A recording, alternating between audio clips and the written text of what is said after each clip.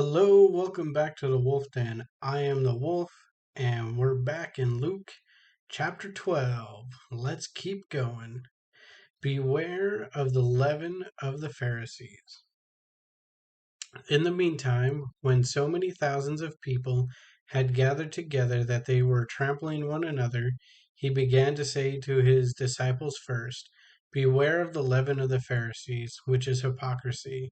Nothing is covered up that will not be revealed, or hidden that will not be known. Therefore, whatever you have said in the dark shall be heard in the light, and whatever you have whispered in private rooms shall be proclaimed on the housetops. Have no fear. I tell you, my friends, do not fear those who kill the body after that have oops, and after that have nothing more than they can do. But I will warn you whom to fear. Fear him who, after he has killed, has authority to cast into hell. Yes, I tell you, fear him. And are not 5 sparrows sold for 2 pennies, and not one of them is forgotten before God? Why, even the hairs of your head are all numbered. Fear not. There are more volume. Yeah, no, you are of more volume than many sparrows. Acknowledge Christ before man. And I tell you, everyone who acknowledges me before man, the Son of Man, before men, the Son of Man also will acknowledge before the angels of God. But the one who denies me before man will be denied before the angels of God. And everyone who speaks a word against the Son of Man will be forgotten, but the one who blasphemes against the Holy Spirit will not be forgiven. And when they bring you before the synagogues and the rulers and the authorities, do not be anxious about how you should defend yourself or what you should say, for the Holy Spirit will teach you in that every hour what you ought to say. The parable of the rich fool. Someone in the crowd said to him, Teacher, tell my brother to divide the inheritance with me. But he said to him, Man, who made me a judge or arbiter?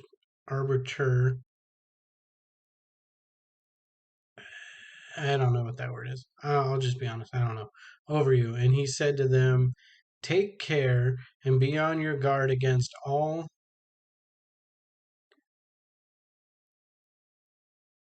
covetousness. I don't know. I don't know words good. For one's life does not consist in the abundance of his possessions. And he told them a parable, saying, The land of the rich men produced plentiful. And he thought to himself, What shall I do? For I have nowhere to store my crops.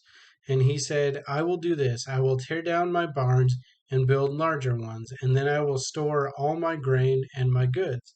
And I will say to my soul, you have ample goods laid up for many years, and relax. Eat, drink, be. But God said to him, Fool, this night your soul is required of you, and the things you have prepared, whose will they be? So is the one who lays up treasures for himself and is not rich toward God.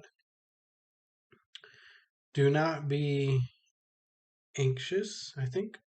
And he said to his disciples, Therefore I tell you, do not be anxious about your life, what you will eat, nor about your body, what you will put on. For life is more than food, and the body is more than clothing. Consider the ravens. They neither sow nor reap, they have neither storehouse nor barn, and yet God feeds them.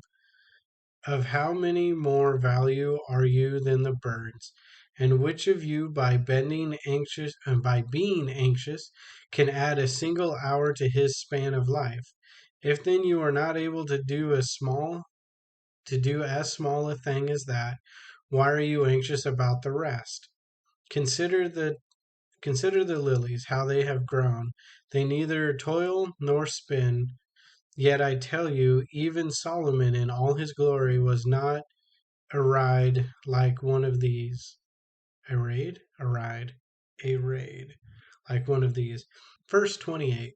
But if God so clothes the grass, which is alive in the field today, and tomorrow is thrown into the oven, how much more will he clothe you, O you of little faith? And you do not seek what you are to eat and what you are to drink, nor be worried. For all the nations of the world seek after these things, and your Father knows that you need them. Instead, seek his kingdom, and these things will be added to you. Fear not, little flock, for it is your Father's good pleasure to give you the kingdom. Sell your possessions and give to the needy. Provide yourselves with money bags that do not grow old, with a treasure in heaven that does not fail, where no thief approaches and no moth destroys. For where your treasure is, there will be your heart also. You must be ready. Stay dressed for action and keep your lamps burning, and be like men who are waiting for their master to come home from the wedding feast, so that they may open the door to him at once when he comes home and knocks.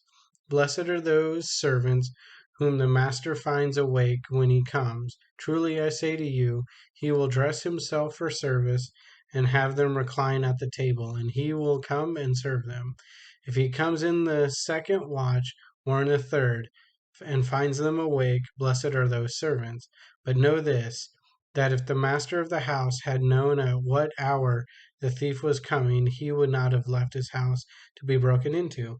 You also must be ready, for the Son of Man is coming at an hour you do not expect. Peter said, Lord, are you telling this parable for us or for all? And the Lord said, Who then is the faithful and wise manager whom his master will set over his household to give them the portions of food and at the proper time? Blessed is that whom wait, Blessed is that servant whom his master will find so doing when he comes. Truly I say to you, he will set him over all his possessions. But if the servant says to himself, My master is delayed in coming, and begins to beat the male and female servants, and to eat and drink and get drunk, the master of the servant will come on that day when he does not expect him, and at an hour he does not know, and will cut him in pieces and put him with the unfaithful. 47. And that servant who knew the master's will but did not get ready or act according to his will receive a severe beating. But the one who did not know and did what deserved a beating will receive a light beating. Everyone to whom much was given, of him much will be required, and from him to whom the entrusted much, they will demand more. I'm the Wolf, and I look forward to howling with you again next time.